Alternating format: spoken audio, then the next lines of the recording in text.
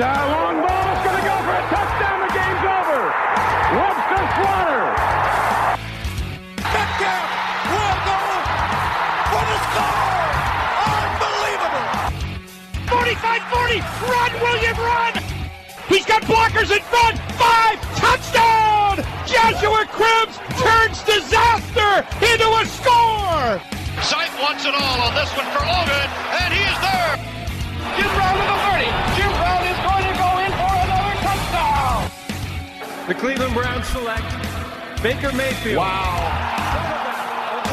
It is Baker Mayfield. I woke up feeling dangerous. Hello, Cleveland. Welcome to another episode of the 1085 Gridiron Podcast. I am your host, Anthony Joki. As always, I got Jack and Curry rolling with me. How you doing today, Jack?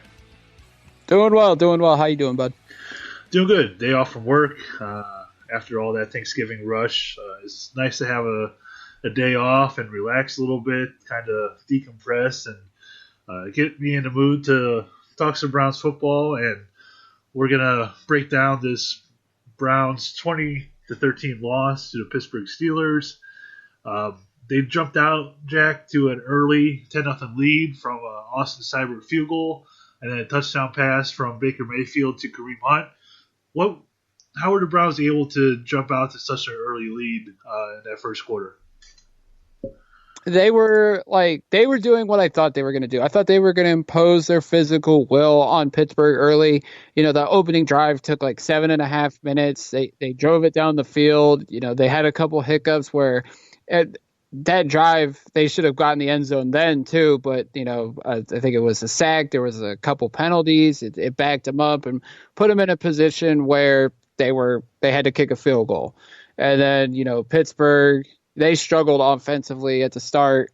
And then, you know, Cleveland was able to capitalize, had another long drive that took them into the second quarter, and then a perfect Texas route by Kareem Hunt. And he was able to, you know, shake off a couple defenders and get into the end zone. So you're sitting at that point, we were 10-0. And I thought, you know, as long as we keep imposing our physical will on Pittsburgh and that, you know, they seemed vulnerable at that point. You know, Duck was, you know, trying to make a couple throws downfield. It wasn't really working. You know, they were trying to get the running game going. And I thought, you know, if Cleveland stays this way, it plays aggressive and, you know, controls, you know, the line of scrimmage the way they did, they would be okay. But unfortunately, it didn't work out that way. I knew, we talked about on the pregame show that if you get into the red zone and you have to kick a field goal, it's going to backfire you later on. If the Browns would have gotten 7 on that drive and then, you know, still got that Kareem Hunt touchdown sitting up 14-0, would have been a great spot to be in. But when we were up 10-0 and Pittsburgh got those 10 points right before the half, I knew that it was not going to be in our favor the rest of the game. You know, the momentum shifted so quickly in that last 3.5 minutes of that first half. Jack, what went wrong in that period of time frame that pretty much, at least to me, decided the football game? Yeah, you know, right after we scored the touchdown, we go up 10-0. You know, Pittsburgh got the ball and they started controlling the clock. They started running the ball, getting downfield, and you know, then things started happening. You know, Richardson got marked offsides on one play, and then ultimately, soon after, he gets hurt. He went for a tackle. I don't know if he missed but he slid and hit his head into one of the heaters on the Pittsburgh sideline. So then they pull him out. Then Chad Thomas got hurt as well. So then that made our defensive line even more vulnerable because Olivier Vernon was hurt too. He tweaked his knee again. So, you know, Pittsburgh took advantage. They scored a field goal, and then, you know, Cleveland got the ball back. I think it was a couple minutes left, and I think they threw it a couple times, and they didn't control the clock, much like they did the first couple drives. So it was a complete 180 from what they were doing and what was working. And then it gave Pittsburgh the ball back, and they had momentum. And then I don't know if they made adjustments or anything, but then Hodges was able to start connecting with his deep ball. And that was the one thing I said in the pregame was he can throw down the field. And unfortunately, our secondary was playing soft coverage. In my opinion, you know, I could be wrong when I say that, but they were playing soft coverage, and for the life of me, whether it's Greedy Williams, Denzel Ward, or whoever, they don't turn around and look for the ball. And, when they don't do that, that leaves you set up for potential pass interference penalties. And that's ultimately what happened on the one touchdown. TJ Carey didn't turn around for the ball. He was grabbing James Washington, and Washington made an unbelievable catch that tied the game, and the momentum completely shifted towards Pittsburgh at that point. Yeah, I think that's one of the biggest downsides of man coverage is defensive backs have a hard time locating the ball when they're in man coverage because they're paying more attention to what the receiver's doing versus zone coverage where they can just fly to it when they see the ball released by the quarterback. So, once you get into man coverage, which is what Denzel does pretty well, and Greedy Williams has struggled. But what do you think of the two cornerbacks who, at least to me, seem to really struggle on Sunday against James Washington and the other Steelers? Yeah, I mean, Denzel Ward had a bad game, and then you got the people on Twitter and whoever on social media saying Ward hasn't played well all year. But before Sunday, he had the lowest completion percentage allowed against him in all of the National Football League. So while he's not getting the interceptions and anything, and he's had a couple hiccups, Cortland Sutton in Denver, he had a bad play, and then he had a couple bad plays on Sunday. Ward's been playing well all year. He's playing at that Pro Bowl level. Yeah, he's missed some time with injuries, but when he's on, he's one of the best corners in the league. Greedy's having his tough year. He's had struggles in coverage, struggles tackling. That's why he fell out of the first round, and the Browns were able to get him in the middle of the second round. And then, TJ Carey, he's too inconsistent. At this point, he's not in the long-term plans of the Browns, I don't think. I mean, it was just, James Washington is emerging as a potential player on that Pittsburgh offense. And last week, he had a great touchdown against Cincinnati, and then he had another great one against Cleveland. He's building confidence in himself. He's emerging as one of the potential future targets for whether it's when Ben Roethlisberger comes back or whenever they get their new franchise quarterback. You're going to have a guy like Washington who is a speedster and has got reliable hands. He's someone that Pittsburgh could mold into their next great wide receiver. So, it's just a matter of, better coaching and out of the secondary, and maybe he doesn't make those catches. Maybe, Ward and those guys can play better and be able to shut him down more, but it was just a matter of Washington won the battle on Sunday in those situations. Yeah, I think Washington is going to be a really good wide receiver. He's definitely showing signs of that now. And when Juju comes back, if he's able to play at the same level that he's playing at now, when Juju ends up coming back for the Steelers, that's a hard duo to stop. And then you have James Conner whenever he's healthy. Jalen Samuels has done pretty well. Benny Snell, had a touchdown for the Steelers as well. So they have some weapons there on offense, and they've always had a good to above average offensive line. So the cupboard isn't bare for them. It's just a matter of is Roethlisberger going to come back healthy, or is there somebody else that's going to be starting for them next season? But they're set in terms of playmakers, and they've always had a really good defense to go along with it. And I want to add, they've always had solid coaching. Like, there's a reason why they've only had 3 coaches in the last 50 years, because they pick the right coaches, they pick the right assistant coaches, and they're able to mold these guys and get these guys ready for any game. Like, that's the difference between the Browns and the Steelers. Like, it's continuity, it's culture, it's coaching. It's why they're so successful, in my opinion. And to me, if you were handing out the awards right now for NFL Coach of the Year, I think it should go to Mike Tomlin. This team was 0-3. They lost Ben Roethlisberger for the season. Now they're sitting at 7-5 in control of a wild card spot and could be making the playoffs without having their top quarterback for the season. No doubt. Mike Tomlin, there was the rumors like a month ago that, he could jettison for the Washington Redskins job.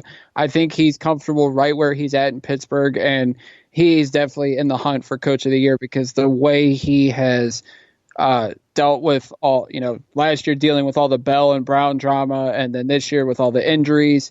And like you said, he's got them in control of their own destiny with 4 games to go as the second wild card team.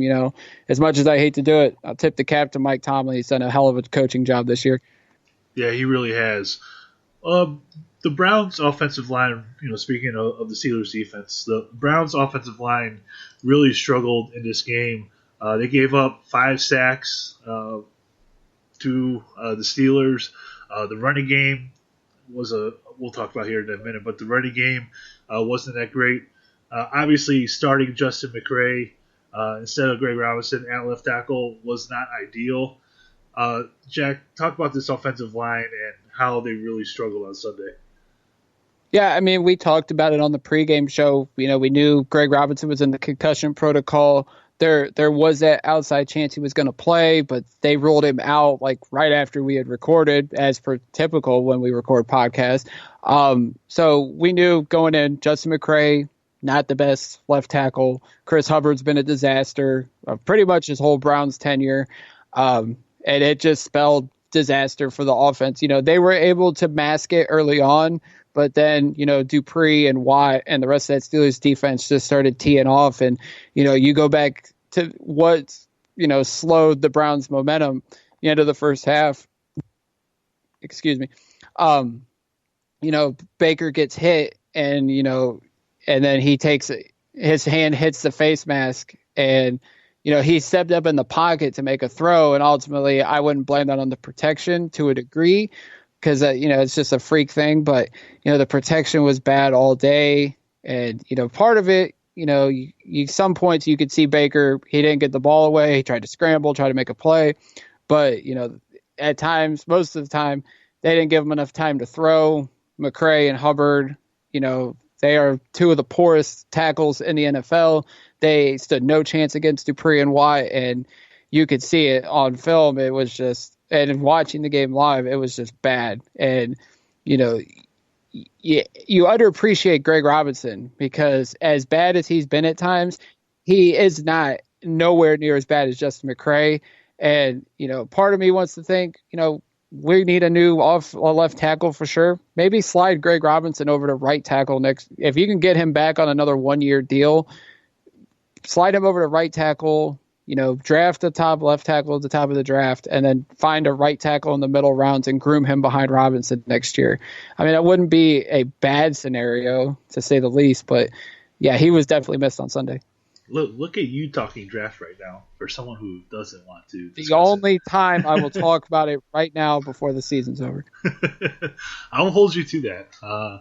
But if you go on it again, we're going to have to expand on that a little bit. I did mention the running game, and the Browns only ran it 6 times in the second half, Jack. What is going on there? I've seen this, and I know you have as well, so many times since 99. Well, I've watched mostly since 07, but anytime we get down, it's like, even if it's like a touchdown or a field goal, it's like Panic City invokes on the coaching staff, and then they just start chucking it. I can remember, Shermer would do it with Whedon. As soon as we get down a touchdown, he would start chucking the ball. It's been that way ever since, and it's like we have 2 of the best running backs, 2 of the best offensive weapons in the league, and you hold them to 6 carries in the second half. You look at the breakdown, 24 carries for 106 yards, and then we threw it 34 times. Like we talked about it on the pregame. There's got to be a rhythm, a balance between the running and the passing game, and that's the only way that I think this offense can work. And it's like, as soon as we get down in a hole and like the momentum shifts, it's like, well, we just need to start throwing it. And then like even then, that doesn't work, because you're going up against the top secondary. Beckham, he only had 3 catches on Sunday. Landry was there for the majority of the time, ran the wrong route on the last play. Joe Hayden got an interception, so, the media got to have their field day with that. Joe Hayden got his revenge against Cleveland, but that's a whole nother story. But it's like, why do you shy away from the running game when you have these 2 guys? Nick Chubb is leading the NFL in rushing right now. And if he holds that spot, he's the first Browns running back since Jim Brown to lead the league in rushing it. It's like, and then you got Kareem Hunt, who's balling. I just don't get it. Like, why do they keep doing this? After the Browns fumbled on that 10-play drive that they had, and the Steelers went down and kicked the field goal, these are the plays that they ran starting with 13 minutes and 48 seconds left, down by 10. Run, pass, sack, punt, pass, sack, field goal, pass, sack, punt, pass, interception. I mean, one run in those plays with almost 14 minutes left on the game clock, down by 10. Yeah, I mean, after that, when Mitchell got the interception, we were down at the 30-yard line, and there was 7:18 left in the game. Why don't you run the ball? If they would have ran the ball the first play, I would have done what they've done so many times since Hunt came back. Would have had Chubb on one side, Hunt on the other, fake it to one guy, give it to the other, run the ball. And then you go on 2nd and short or whatever, 2nd and 5 or 6 or something, then throw the ball. And then 3rd down, you throw the ball again. They went pass. And then Seibert did the little fake punt because they were out of field goal range. Like I said, there's no rhythm. There's no balance on the offensive play calling. You know, I know everybody's hard on Freddie, and I am too to a degree. He needs to let Monken have more of a say or something. And I don't know what's going to happen down the stretch here, what goes on in the next season. But sometimes I think Kitchens is in over his head, but I don't want to take the play calling completely away from him because that's why he got this job in the first place. But, you know, something's got to give on that aspect because it just seems sometimes he's way in over his head. What did you make of the decision to punt it instead of attempting the field goal with 5.5 minutes left on the 38-yard line? I know it's a hard place to kick. And making a 55-yard field goal in that stadium is next to impossible. But what did you make of that decision? I mean, it's a 55-yard field goal. You miss it. Pittsburgh is at midfield or in your territory. Or no, actually, they would have been around midfield. So you're just setting them up to essentially run the clock out. You know, Benny Snell was getting into a groove there. And Samuels made some plays running the ball too. I don't fault it. And Seibert's only attempted, I think, 1 field goal plus 50 this year. He only attempted 3 in college. You know, this is why I think, and they did this in camp, why not test out Gillian's leg and work this during the week? 50-plus yard field goals, let him come in and kick. He's got a strong-ass leg. We all see it. Like, let him take the shot.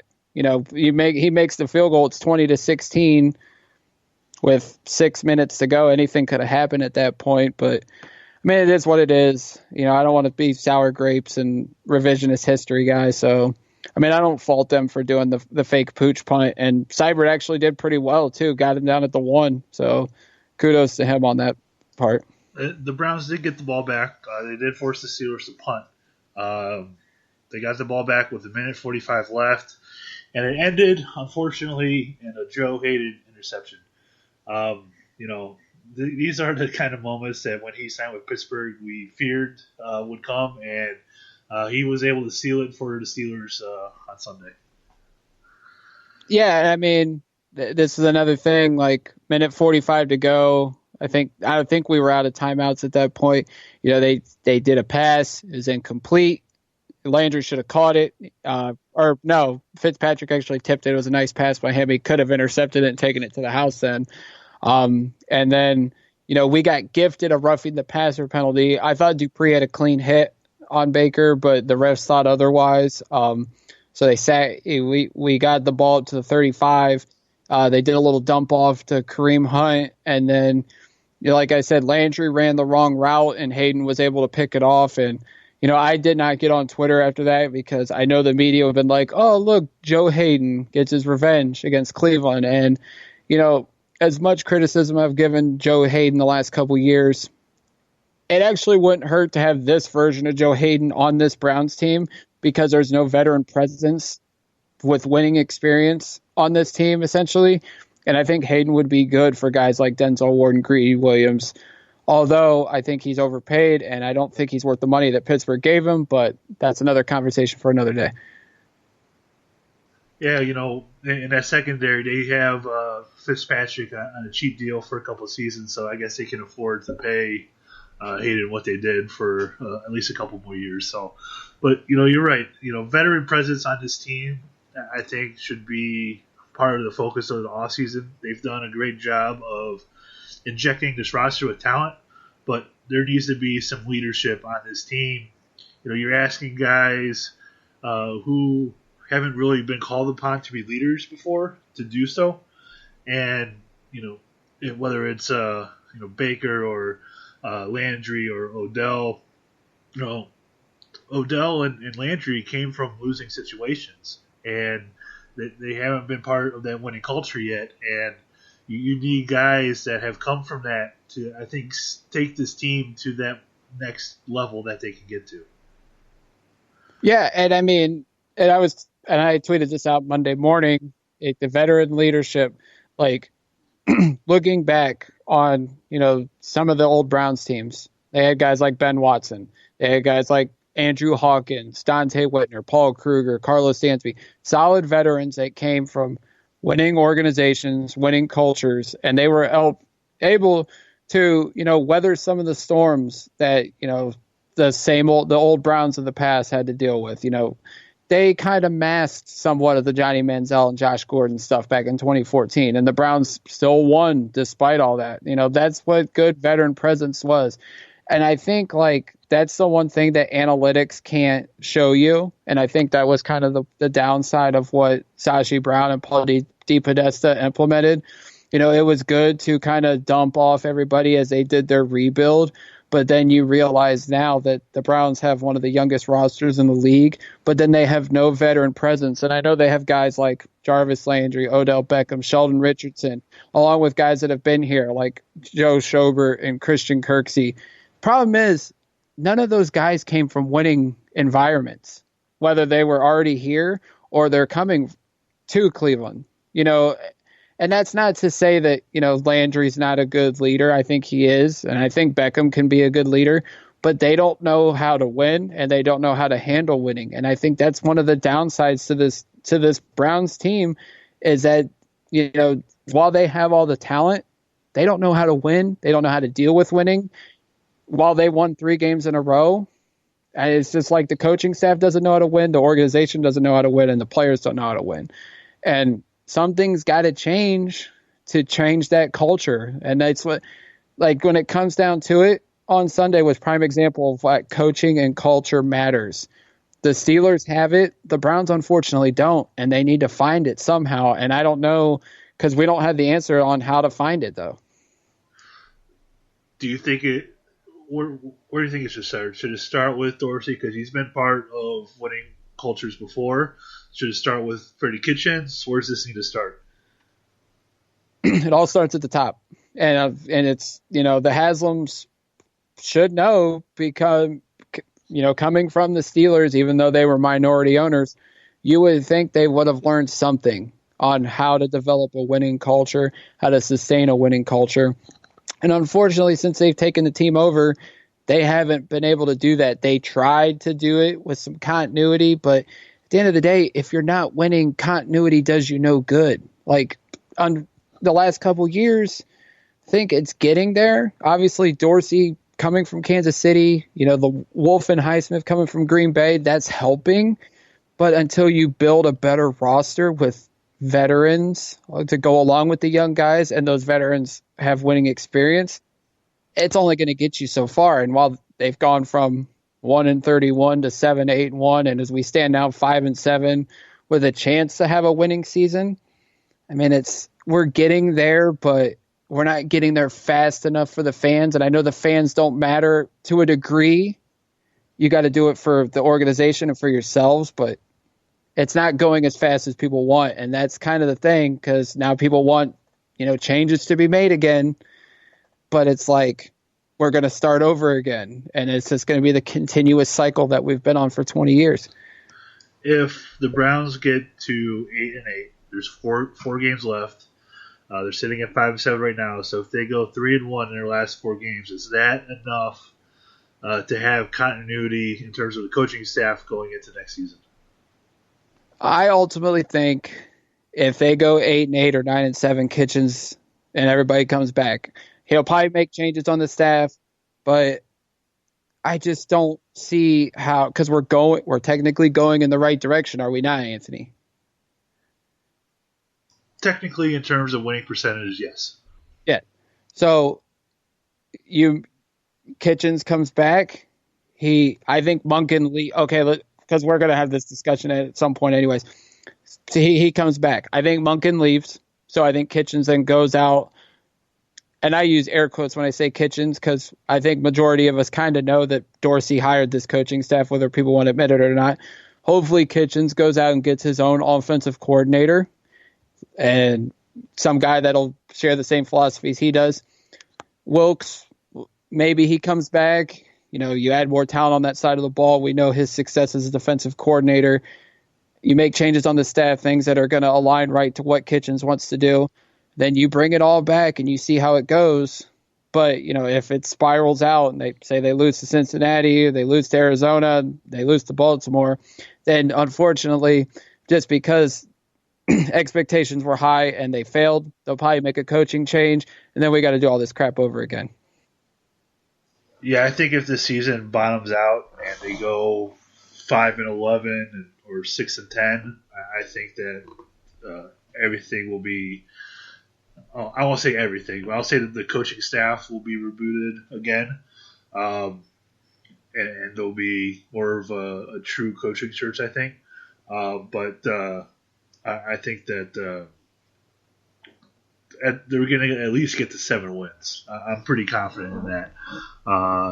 If they go 8-8, 9-7, I'm with you. I'm pretty sure that Kitchens will be back, but there'll be changes on the staff. It sucks that we're having this conversation right now, but I think when you and I discussed 3 or 4 weeks ago that there's something that has to change. We're not sure what it is on the coaching staff, but there's something that has to change moving forward.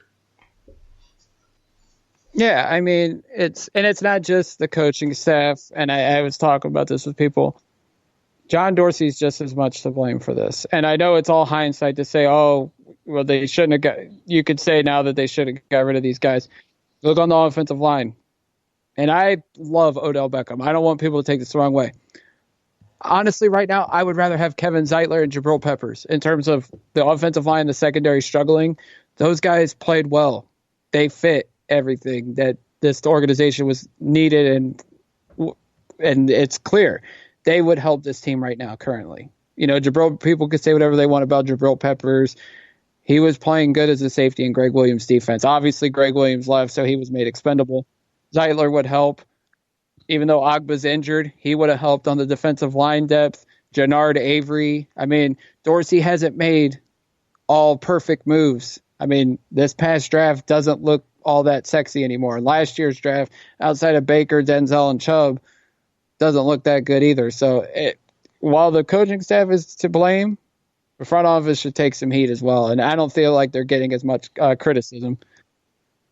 Yeah, there have been a lot of questionable roster moves that have been made.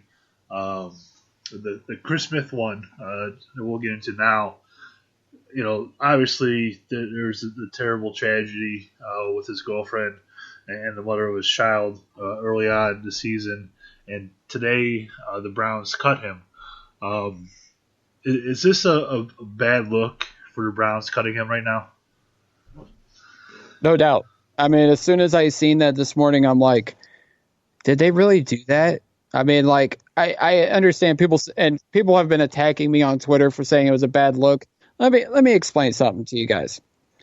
I get it was a football decision, and I use air quotes when I say that because he hasn't played well in the year or on the field this year. Okay, people need to understand. Say you lost a loved one. You think you're going to go to work and put in the same effort while you're coping with the loss of a loved one?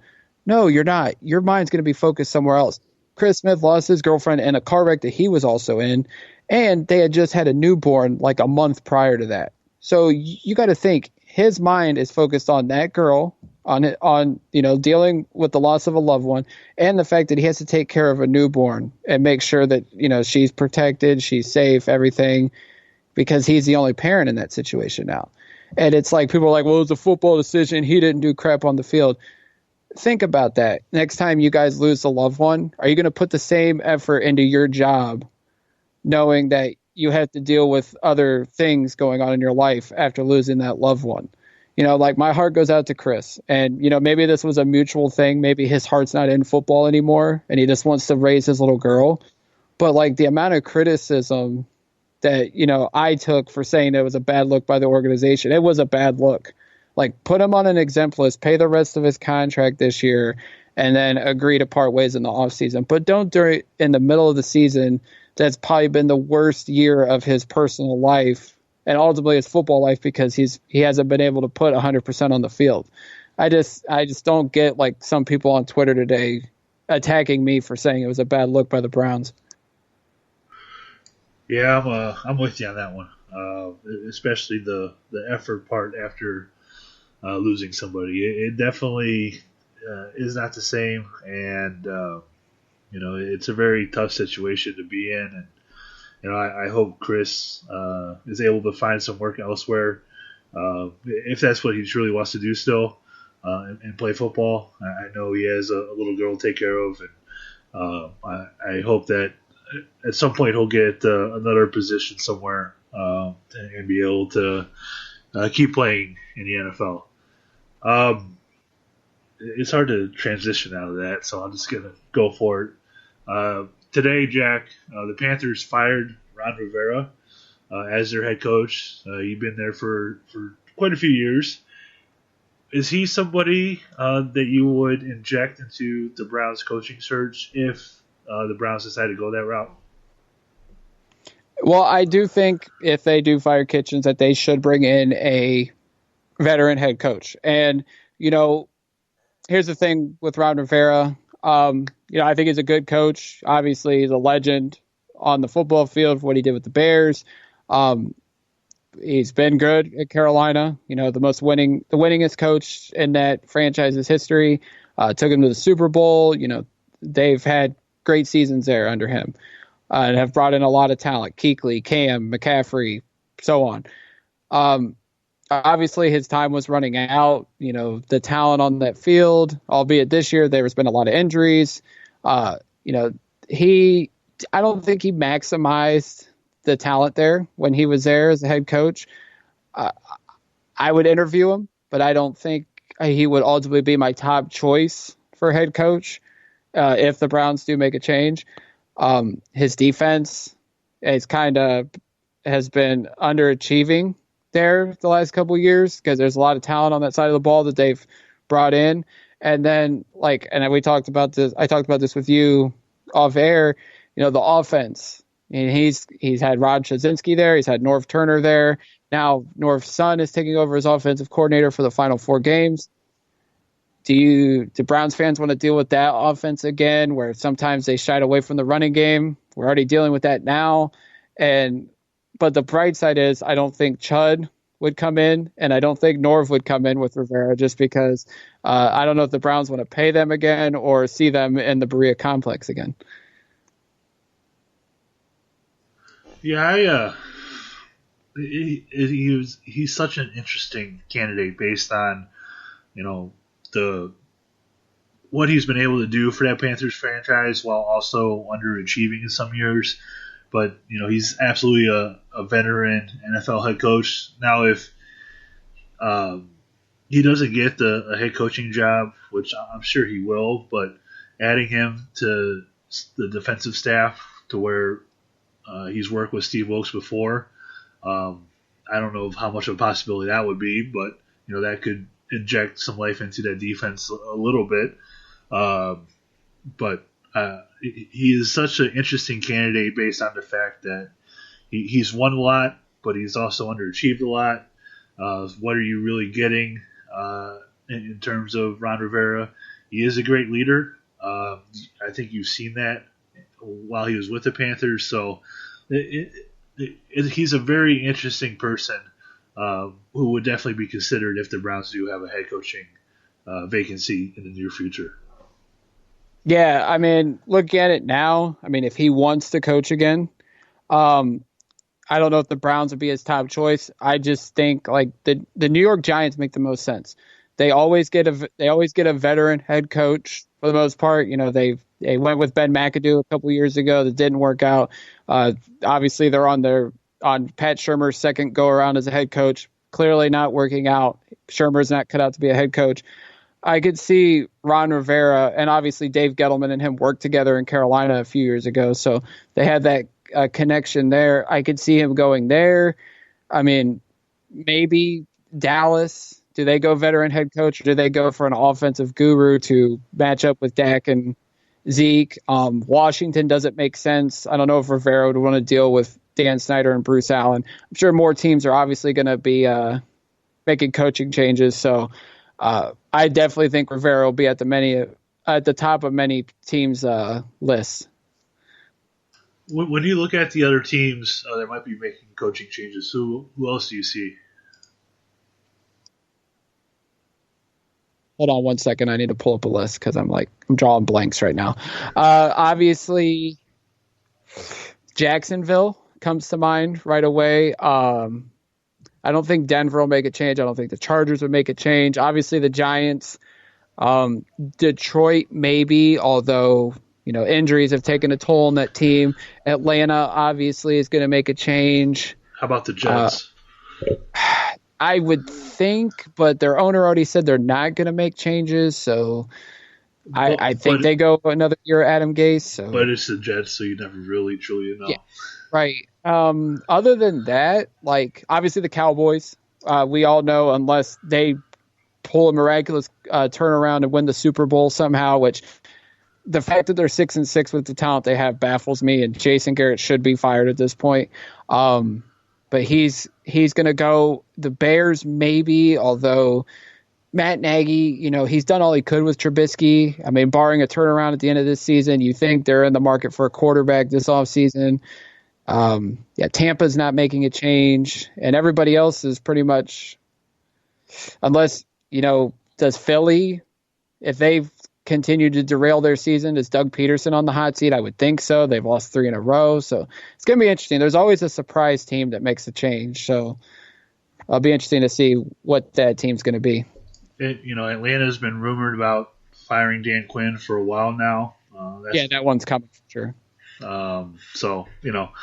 There's every year there's 5-6 head coaching changes, sometimes a couple more than that. So, and there's already 2 openings. Yeah, there's already 2. So there's obviously more coming. We'll see how it turns out for the rest of the season. Jack, anything else before we get out of here?